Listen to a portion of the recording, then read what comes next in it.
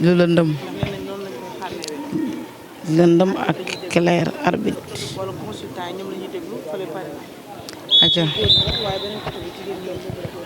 fee Tunisie moo fa nekk Cheikh Diagne Bénin ak Inoussa génne na ko benn par point doole doxul jàmm ñaw Cheikh Diagne am na 1 point Cheikh Diagne am na 1 point Inoussa Bénin ak Cheikh Diagne mi bëgg naa lii Cheikh Diagne sunu dëkk biir dëkk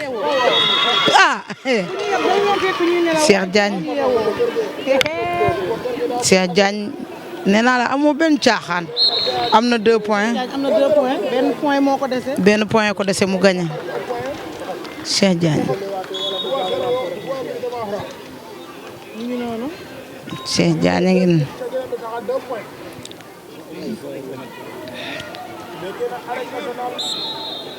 Cheikh Diagne de Bénin ak waa Bénin jël tànk ngay def ñun jël tànk la ñuy jàngee bëre. waaw gagné nañu ko jeex na Cheikh Diagne gagné na ko. xale bu jigéen bee lan la.